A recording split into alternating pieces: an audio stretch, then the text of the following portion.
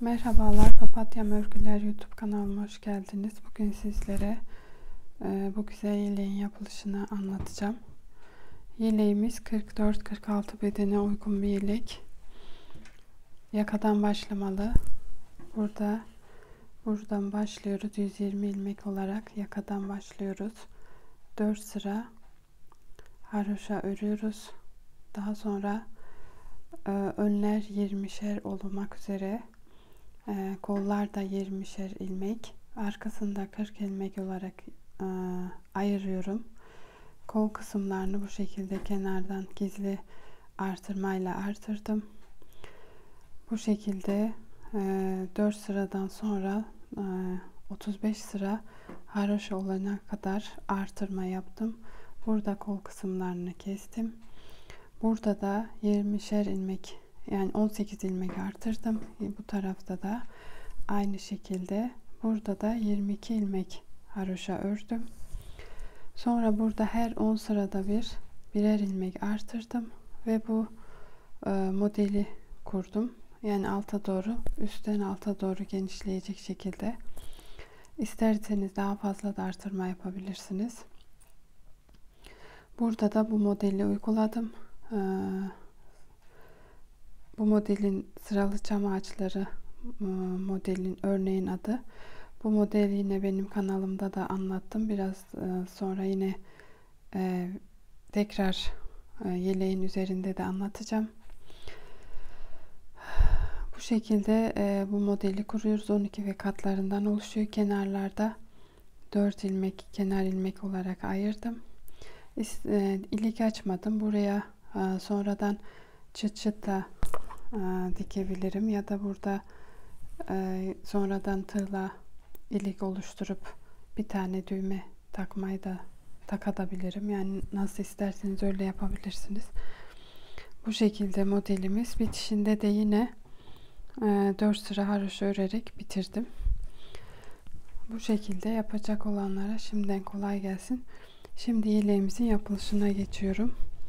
Eğer kanalıma abone değilseniz abone olmayı, videolarımı da haberdar olmak için videolarımdan bildirim zilini açık tutmayı unutmayınız. Şimdi yeleğimizin yapılışına geçiyoruz. Evet, yeleğimiz için Alize Angora Gold ipimizi kullanacağız. 550 metre 100 gram. Şiş olarak da 4 numara misinalı şiş kullanacağım. Şimdi 120 ilmek olarak başlayacağız ilk olarak. Şimdi başlıyoruz. Bismillahirrahmanirrahim. Bu şekilde başlıyorum ben. Böyle. Bu şekilde şişimize 120 ilmek takacağız.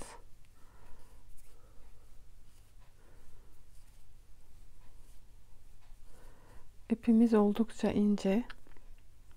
İsterseniz 3,5 numara 3 numara da kullanabilirsiniz. Benim elim sık olduğu için biraz daha yeleğin de biraz salaş olmasını istediğim için bu şekilde biraz büyük numara şiş kullanacağım. Şimdi 120 ilmek takıp tekrar döneceğim. Evet, 120 ilmek taktım şişimize. Ayrıca 4 ilmek daha taktım. O da kenar ayırma yerlerinde kullanmak için birer tane ilmek. Şimdi bu şekilde haroşa öreceğim. 4 sıra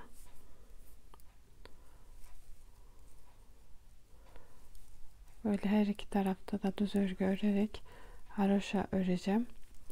Daha sonra da 4 sıra haroşa ördükten sonra ön arka kol ayrımlarını yapacağım.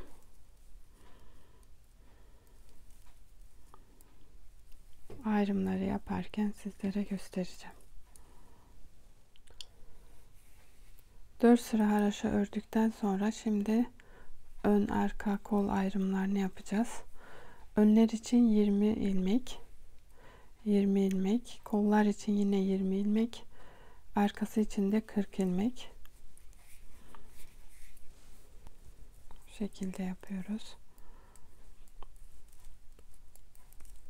3 4 5, 6, 7, 8, 9, 10, 11, 12, 13, 14, 15, 16, 18, 19, 20.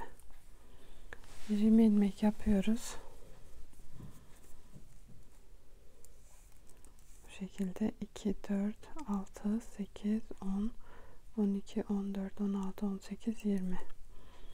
Bu şekilde gizli artırma yapıyoruz.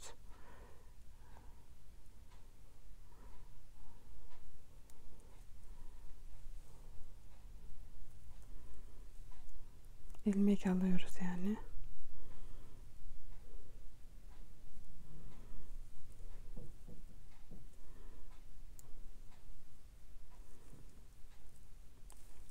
Bunu örüyorum yine haroşa olarak. Arada bir tane ilmek örüyoruz. Tekrar buradan bir artırma yapıyoruz.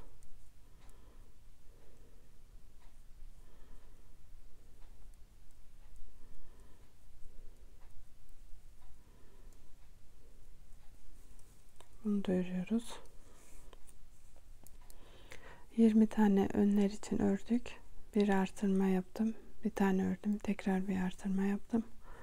Şimdi yine 20 tane kol için örüyorum. 1, 2, 3, 4, 5, 6, 7, 8, 9, 10, 11, 12, 13, 14, 15, 16, 17, 18, 19, 20. 20 tane yaptık. Tekrar burada gizli artırma yapıyoruz. Bu şekilde örüyoruz. Bir tane aradaki ilmeğimiz. Tekrar bir tane artırma yapıyoruz.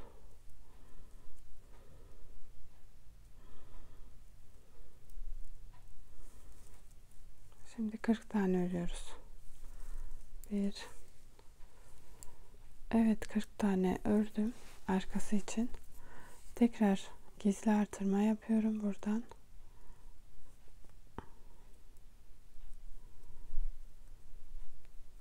Bu şekilde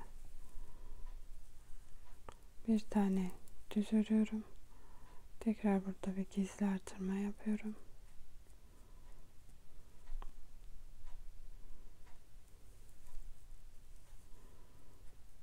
Şimdi yine 20 tane örüyorum kol için. 1, 2, 3, 4, 5, 6, 7, 8, 9, 10, 11, 12, 13, 14, 15, 16, 17, 18, 19, 20. Tekrar burada bir gizli artırma yapıyoruz.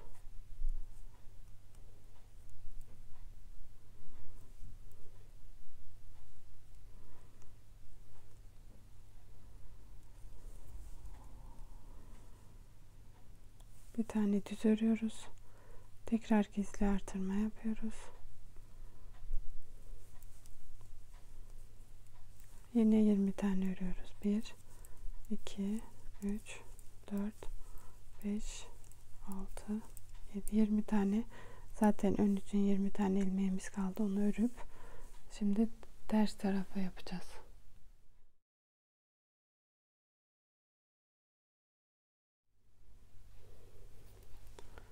Evet, yeleğin ayrımlarını yaptım. Bu şekilde kol, ön, arka böyle ayraçlar taktım. Şimdi ters tarafındayız. Ters tarafını yine haroşa örüyoruz. İlk ilmeği örmeden alıyorum. 2, 3, 4, 5, 6, 7, 8, 9,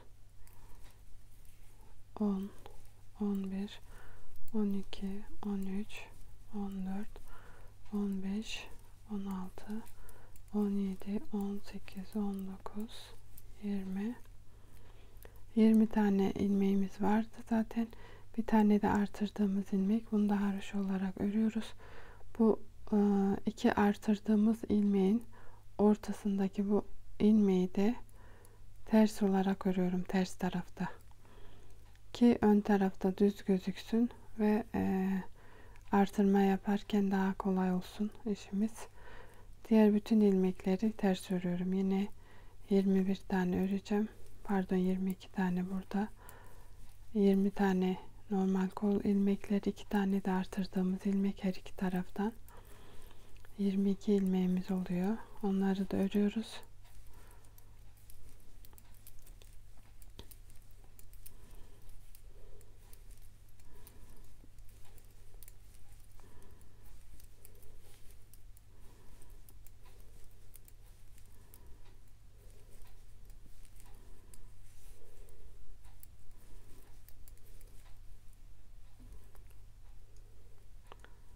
Ayraç takmasak böyle devam edecektik. Şimdi 22 ilmeği ördük. Bu ortadaki ilmeğimizi ortadaki artırdığımız ilmekten sonraki ilmeği ters örüyoruz. Yine diğer ilmekleri yine düz olarak örüyoruz. Sadece buna dikkat ediyoruz. Bu ayraçları koydum ki fark edelim diye, artırma yerlerine. Bu artırma yaptığımız ilmeğin ortasındaki iki tarafta artırma yapıyoruz. Ortadaki ilmeği düz örüyoruz. Düz gözükmesi gerekiyor. Ters tarafta ters örmemiz gerekiyor bunun için. Diğer bütün sıraları da haroşa olarak örüyoruz. Bu şekilde yine sonuna kadar bu şekilde yapacağım. Tekrar artırma düz tarafını yine size göstereceğim. Şimdi yine ön taraftayız. Burada ilk ilmeği yine örmeden alıyoruz. 21 tane örüyoruz.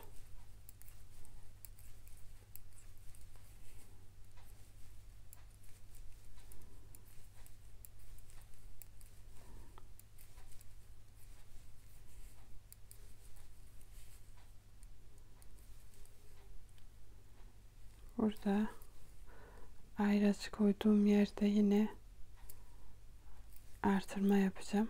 Bu ilmek, bu düz ilmeğin her iki tarafında da artırma yapacağım bu şekilde.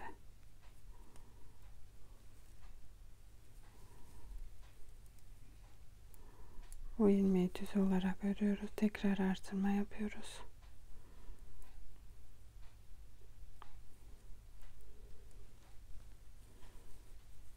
Bu şekilde. Burada yine aynı şekilde artırma yapacağım. Düz tarafta artırma yapıyoruz. Ters tarafta yapmıyoruz. Bu şekilde robayı bitirince tekrar yine göstereceğim size. Evet, yeleğimizin roba kısmını ördüm. Buradan başladığımızda bu yaka kısmından buraya kadar 40 tane haroşa oluncaya kadar ördüm. Şimdi kol kesimlerini yapacağım. Artırmayı da bu şekilde yaptım. Bu birer tane düz ilmek belirleyici olarak koydum. Kenarlarında artırdım. Size ilk gösterdiğim gibi. 20 ilmek, önler 20 ilmekti. Şu anda 56 ilmek oldu. Kol kısımlar onlar da 20 ilmek olarak başlamıştım. Şu anda 92 ilmek her iki tarafta. Arka kısmı da 40 ilmekti. Şu anda 112 ilmek. Şimdi kol kısımlarını keseceğiz. Ön ve arkayı da örmeye devam edeceğiz. Bu şekilde.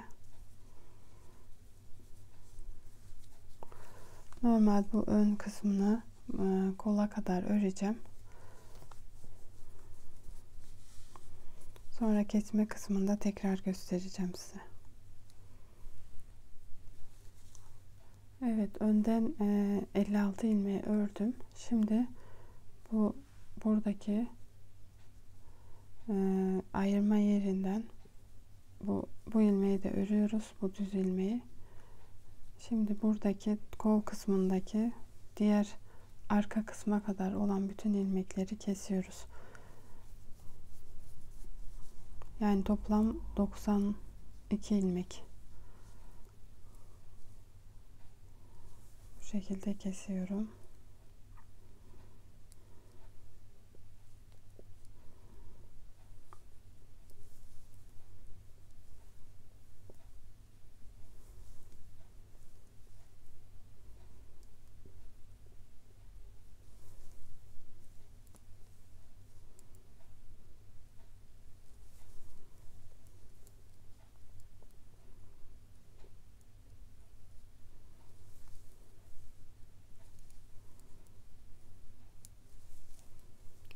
Bu şekilde 92 ilmeği kesip sonra tekrar göstereceğim.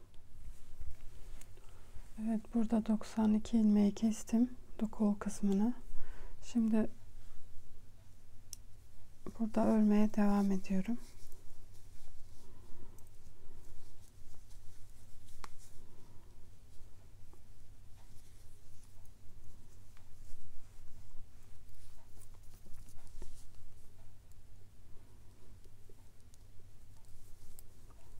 Bu arka kısmını öreceğim diğer kol kısmına kadar.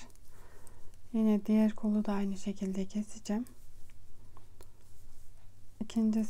Diğer sırada tekrar göstereceğim size. Bu kol altındaki biraz artırma yapacağım. Onu göstereceğim. Nasıl yapacağımızı.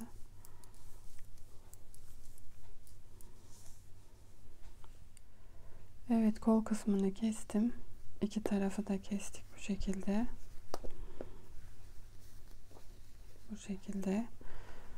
Şimdi ön kısmı tekrar buradaki 56 ilmeği ördüm.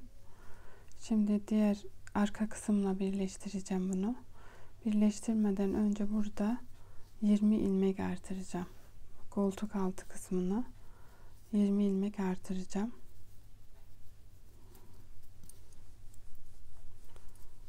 Bu şekilde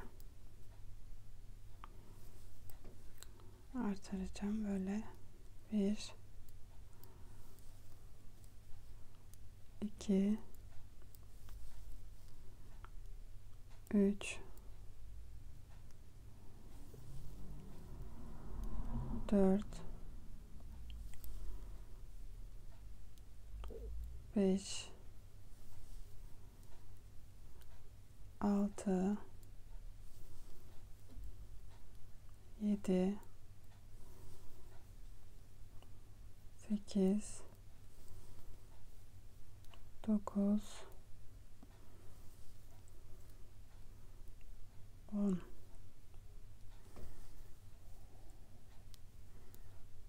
11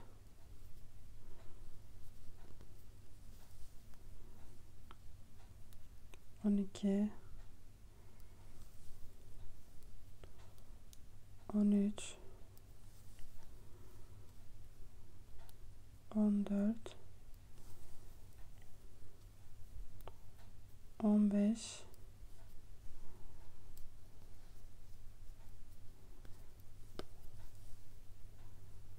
16 17 18 19 20 bu şekilde 20 ilmek artırdım. Buradan örmeye devam edeceğiz. Şimdi arka kısmını öreceğim.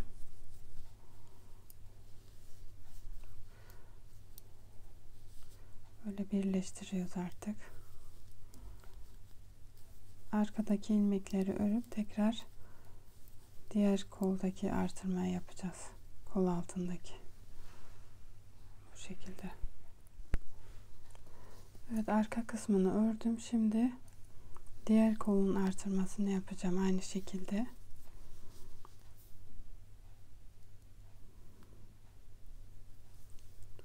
Bu şekilde 20 tane artıracağım yine.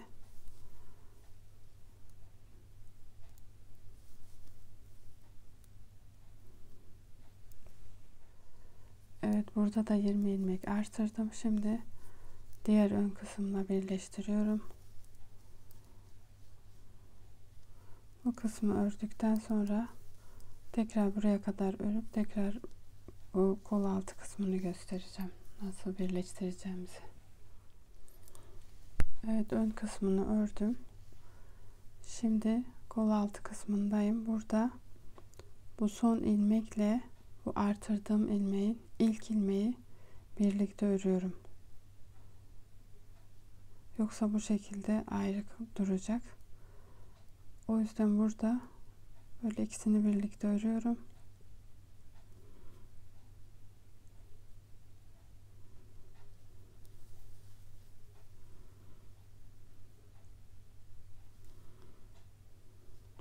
Bu şekilde bir tane ilmek kesmiş oldum. Diğerlerini aynı şekilde örüyorum.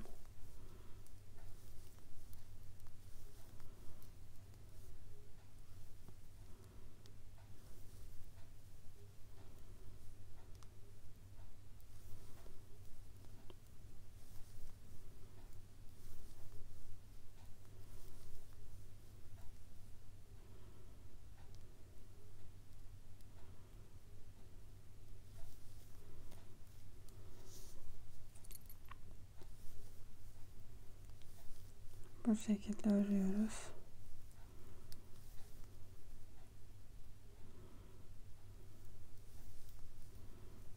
Sonunda da aynı şekilde bir ilmek keseceğim.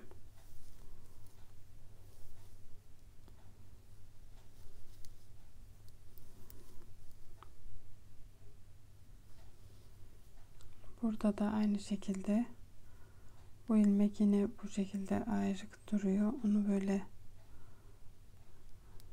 döndüreceğim.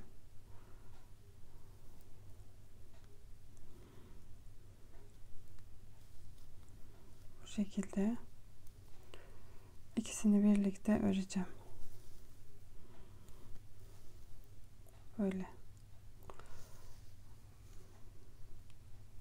Bu şekilde daha düzgün durması için bunu yaptım. Toplamda 2 ilmek burada kesmiş oldum. 18 ilmek artırmış olduk. Aynı şekilde diğer tarafta da aynı şey yapacağım.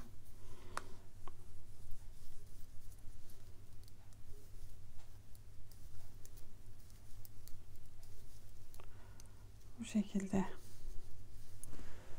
öreceğiz. Burada birkaç sıra daha haroşa ördükten sonra model kısmına, etek kısmına geçeceğim. Orada bir model uygulayacağım. Evet, yeleğimizi bitirdim. Bu şekilde en son burada çekim yapmıştım. Bundan sonra buraya kadar 1, 2, 3, 4, 5, 6, 7, 8, 9, 10, 11, 12, 13, 14, 15, 16, 17, 18, 19, 20, 21, 22 sıra haroşa ördüm. Normal düz bir şekilde. Buralarda 18 ilmek artırdım. Yani 20 ilmek artırmıştım. İkişer tanesini kesmiştim. Koltuk altında. Burada da son haroşa sırasında her 10 sırada bir gizli ilmek artırdım. Toplamda 26 tane ilmek artırmış oldum. Yani bu modellerden 2 tane fazla olacak şekilde ilmek artırdım burada. Yeleğimiz bu şekilde oldu. Bu modeli de kanalımda var. Modeli nasıl yaptığımı gösterdim size ama yine göstereceğim nasıl modeli buradan itibaren nasıl kurduğumu, bu kenar sıralarını ne kadar yaptığımı size göstereceğim. Bu şekilde uzunluğu bayağı uzun yaptım. Eğer yine bitiminde de 4 sıra haroşa yaptım. İsterseniz daha uzun da yapabilirsiniz, daha kısa da yapabilirsiniz. Bu 44 bedene uygun bir yelek oldu. İsterseniz bu artırmaları yapmayıp direkt ördüğünüz zaman da 42 bedene de uyar. Yine üst kısımlarda biraz daha küçük yaparak Bu şekilde yeleğimiz. Şimdi modelin nasıl yapıldığını göstereceğim size. Evet, şimdi bu yeleğin bu baş kısmından bu kısmına kadar modeli nasıl kurduğumu size göstereceğim. Ben ilk başta haroşaları normal düz bir şekilde ördüğüm için bu ilk 4 ilmeği normal düz haroşa ördüm. Bunları, bu aradaki haroşaları da ters taraftan hepsini ters bir şekilde örmek için ters haroşa yaptım. Yani buradaki şu düzeni bozmamak için buradan aynı şekilde bu kenardaki haroşaları düz haroşa, yani düz örerek yaptım. Diğer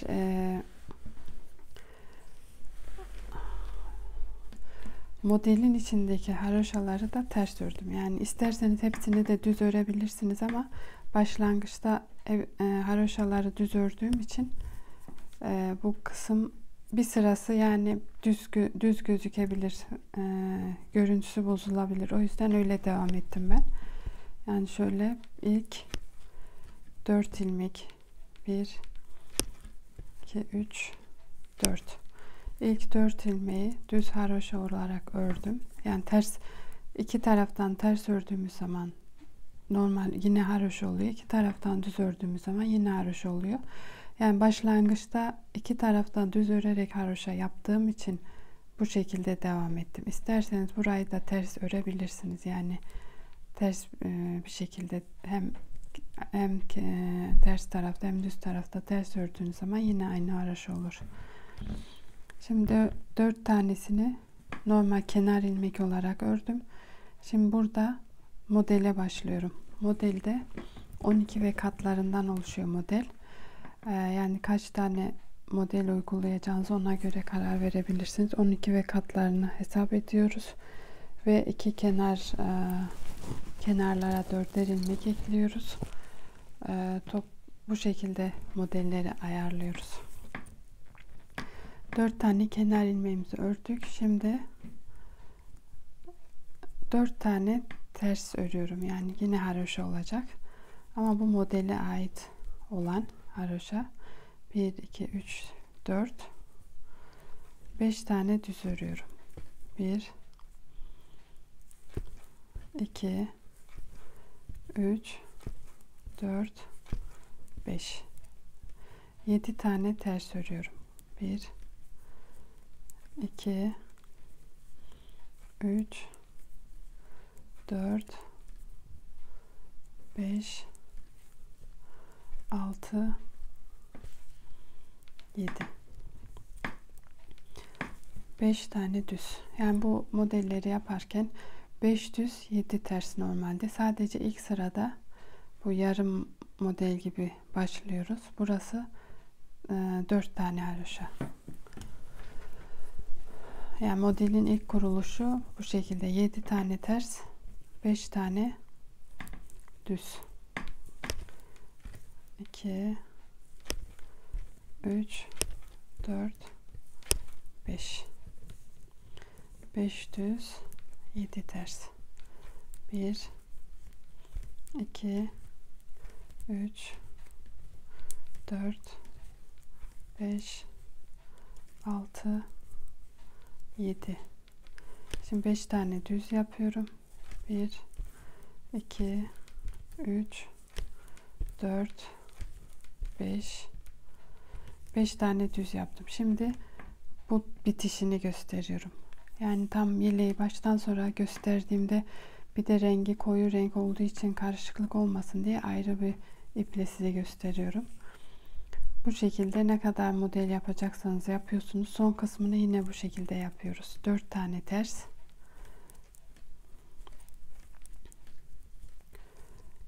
1 2 3 4 4 tane de düz örüyoruz. Kenar ilmek bu.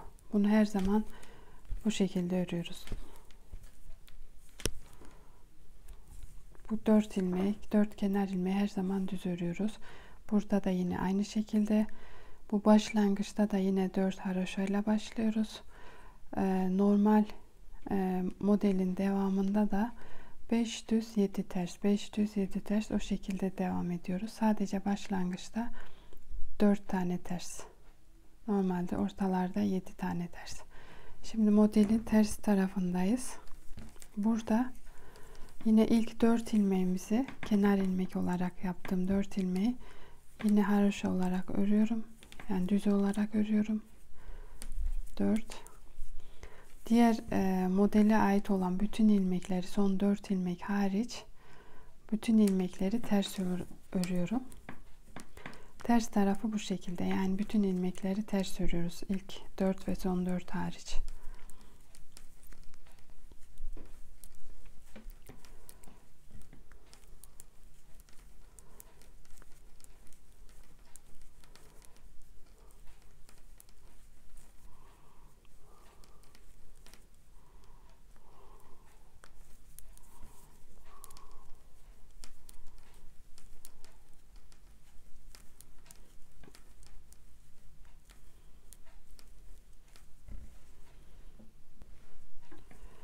Evet, son 4 ilmeğe kadar ters ördüm. Son 4 ilmeğimizi de kenar ilmek bu yine düz örüyoruz. Yani bu şekilde. Bu kısmını yine gösteriyorum size. Bu kısım yine düz olarak örüyoruz.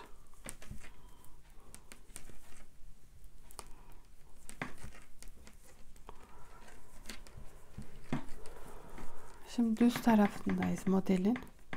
İlk 4 ilmeği yine düz olarak örüyorum. 1 2 3 4. Şimdi burada 4 tane ters ilmeğin ilk ikisini ters olarak birlikte örüyorum. 2 ilmeği de yine ters olarak örüyorum. Şimdi burada 5 tane düz ilmeğimiz vardı. Bu 5 ilmeğin ikisini düz örüyorum. Başına doluyorum. Bir tane düz örüyorum. Tekrar başına dolayıp 2 tane düz örüyorum. Burada bu şekilde bu 5 ilmek. Arada artırma yapıyoruz burada. Bu haroşa kısmında da kesiyoruz. Burada ters ilmek. Şimdi 7 ters ilmeği de bu şekilde yapıyoruz. 2 tane ters ördüm. Üçünü birlikte ördüm. 2 tane ters ördüm. Yani model şöyle. Düz kısımda artırma yapıyoruz. Ters tarafta eksiltiyoruz. Burada artırdığımızı burada eksiltiyoruz. Yani modelin görüntüsünde bir değişiklik olmuyor. Yine kesiyoruz yani. Artmıyorsa ilmek sayıları. Bu düz yine 5 tane düz ilmekteyiz. 2 tane düz örüyoruz. Başına doluyoruz. Bir tane düz örüyoruz. Tekrar başına dolayıp 2 tane düz örüyoruz. Yine modelin ters olan kısmında 7 ilmek kısmındayız. Burada 2 tane ters örüyoruz. 3 ilmeği birlikte örüyoruz. 2 tane de ters örüyoruz tekrar.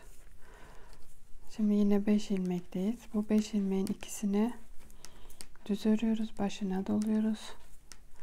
Bir tane düz örüyoruz. Tekrar başına dolayıp 2 tane düz örüyoruz. Şimdi son 4 ilmekteyiz. Bu kısımdaki. Şimdi buradan başladık. Başını gösterdim. Şimdi son 4 ilmekte. Yine bu son 4 ilmeğinde ikisini haroşa olarak örüyoruz. 2 ilmeği de kesiyoruz. Burada da başta kestiğimiz için burada başta kestik, ikisini düz ördük. Ters ördük. Burada da yine 2 ters ördük. Sonra yine baş kısmına gelmiş oluyor. Orayı ikisini bir kestik. Bu son 4 ilmeğimizi, kenar ilmeğimizi yine düz olarak örüyoruz. Bu şekilde. Yine modelin ters tarafındayız. Ters tarafta yine ilk 4 ilmeği düz olarak örüyoruz.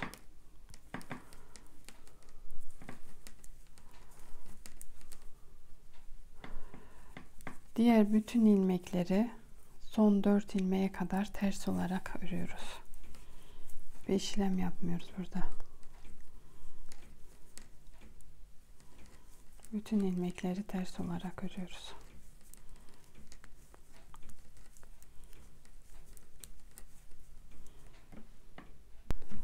Evet, şimdi son 4 ilmeğe geldik. Burada yine son 4 ilmeği de düz olarak örüyorum. Diğer ilmekleri ters ördüm. İlk ve son 4 ilmek hariç. Şimdi yine düz tarafındayız modelimizin. İlk 4 ilmeği düz olarak örüyoruz. Burada ilk 2 ilmeği kesiyoruz.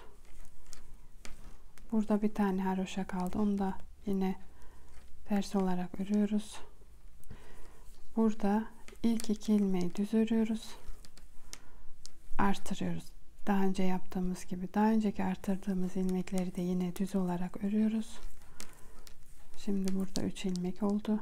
Daha önce 1'di. Tekrar bir ilmek artırıyoruz. Son 2 ilmeği örüyoruz.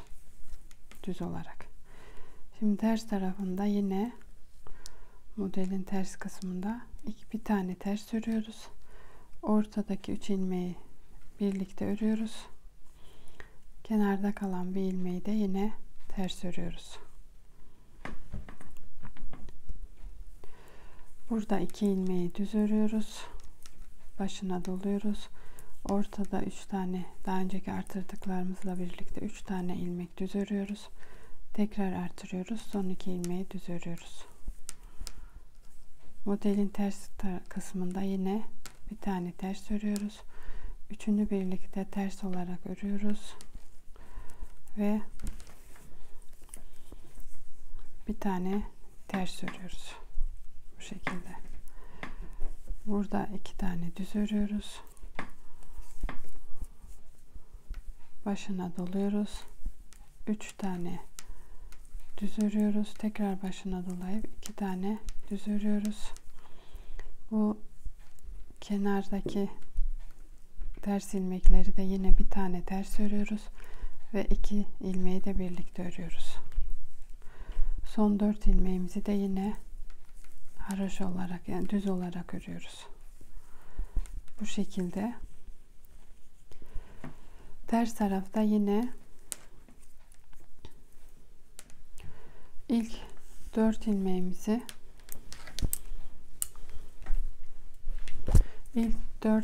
düz olarak örüyoruz. Son 4 ilmeğe kadar diğer ilmekleri de haroşa olarak örüyoruz. Ters olarak örüyoruz. İlk 4 ilmeği düz olarak örüyoruz bu şekilde. Bu ilmeklerin hepsini ters örüyoruz.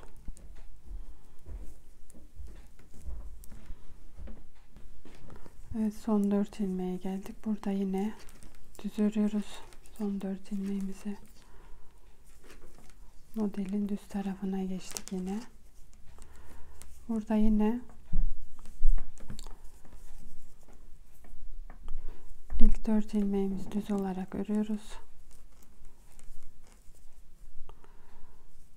Burada 2 ilmeğimiz kaldı ters olarak. Bunun ikisini birlikte örüyoruz. 2 tane düz örüyoruz. Başına doluyoruz. Şimdi ortadaki ilmekler 5 tane oldu. 3 4 5 tane düz örüyoruz. Tekrar başına dolayıp son 2 ilmeği yine düz örüyoruz. Burada ortadaki 3 tane haroşa kaldı. Ters olan ilmekler. Bu üçünü birlikte örüyoruz. Bu şekilde yine 2 düz örüyoruz. Başına doluyoruz. 5 tane düz örüyoruz.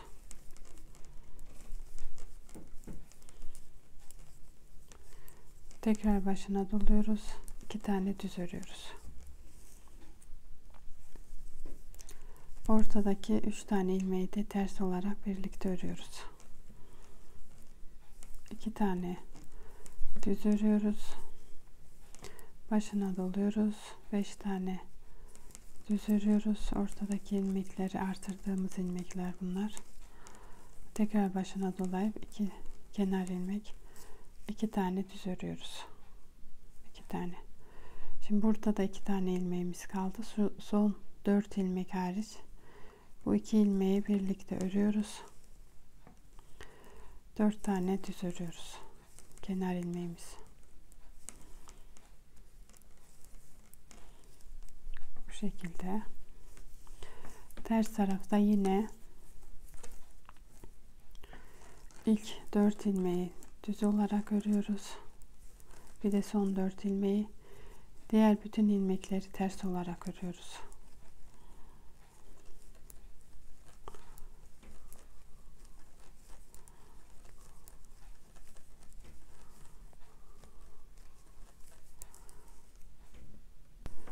Evet, son 4 ilmeğe kadar ördüm. Şimdi son 4 ilmeğimizi de yine düz olarak örüyoruz.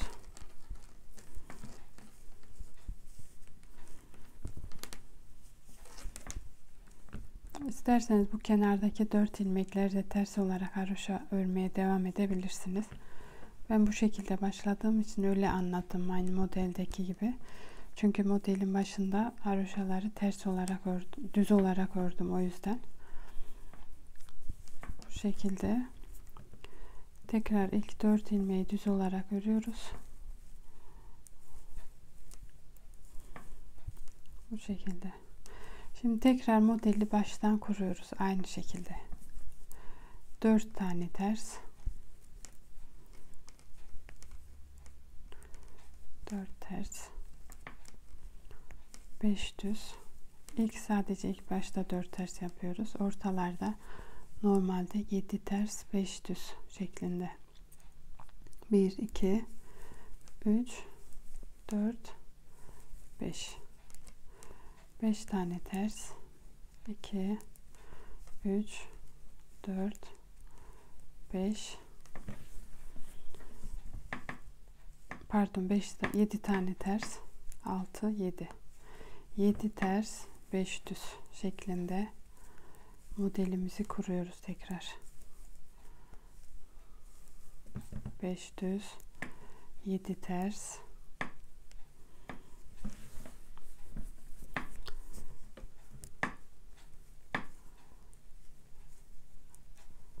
5 6 7 7 ters. Sadece ilk başta bu kenarın ilmeklerimiz hariç 4 ters 5 düz, 7 ters 5 düz, 7 ters, 5 tane düz örüyoruz.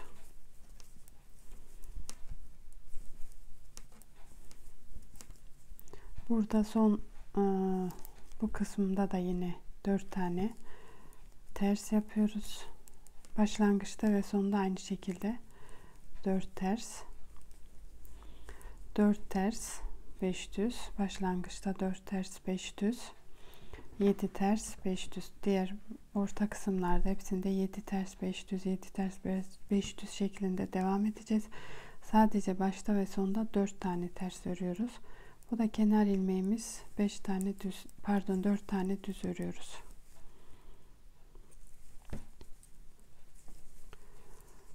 Bu şekilde, yani aynı bu şekilde devam ediyoruz. İşte tam o diğer başlangıç kısmını da göstereceğim size. Şimdi kenar ters tarafında yine ilk 4 ilmeği düz olarak öreceğim. Diğer ilmekleri ters olarak öreceğim.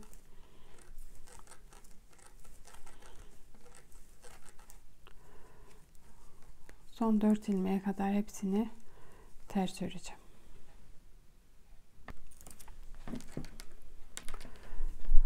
Evet, şimdi 4 kenardaki 4 ilmeği de düz ördüm. Şimdi düz tarafındayım modelin. Yine ilk kısımda yaptığım gibi ilk 4 ilmeği yine kenar ilmeğimizi örüyoruz düz olarak.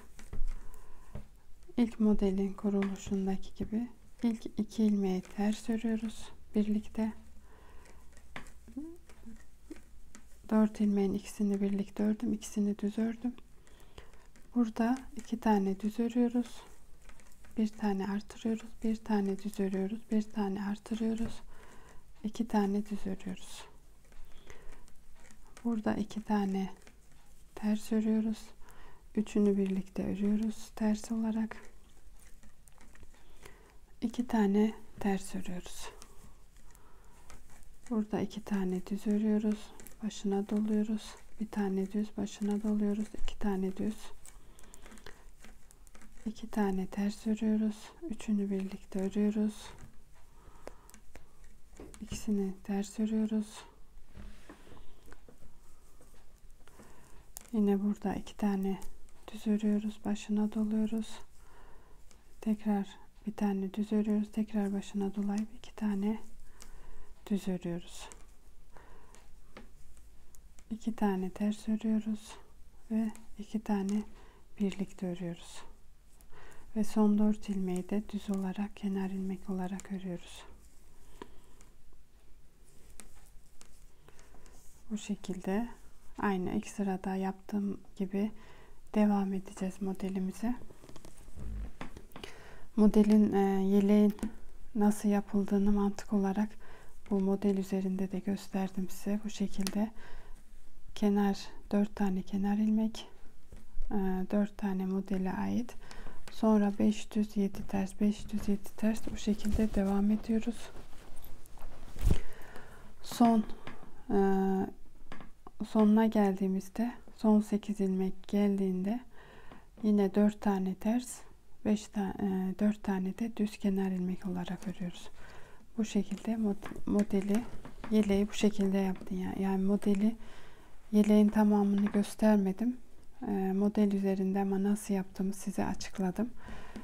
Sadece bir de bu aralarda gizli artırma yaptım. Onu da şu şekilde yaptım, gizli artırmaları. 10 tane haroşa ördüm. Böyle 1 2 3 4 5 6 7 8 9 10 tane ördüm. İsterseniz bu şekilde artırın, gizli artırmayı böyle artırıp örmeye devam ediyoruz. İsterseniz de bu şekilde kenar ilmek alabilirsiniz. Bu şekilde daha önceki yaptığım gibi. Burada arttırdığım yere geldiği için şey yapamıyoruz. Bu şekilde alıyoruz ilmeğimizi.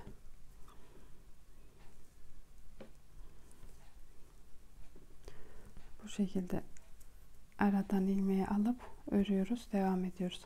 Her 10 tane ilmekten sonra bir ilmek artırdım.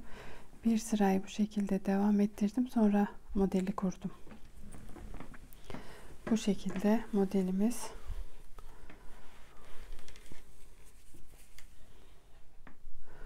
Evet, yeleğimizin son şekli bu. Böyle 44-46 bedene uygun bir yelek oldu. Toplamda size gösterdiğim yumaktan 2 tane yumaktan bitti. Bir tane de yarım oldu. Normal 40-42 bedene uygun yaptığınız zaman 2 tane tam yumak yeterli olacaktır. Bu şekilde yeleğimiz. Uzunluğunu da isterseniz daha az da yapabilirsiniz. İsterseniz daha uzun da yapabilirsiniz. Ben bu şekilde yaptım. Yapacak olanlara şimdiden kolay gelsin. Bir dahaki videoda görüşmek üzere. Hoşça kalın.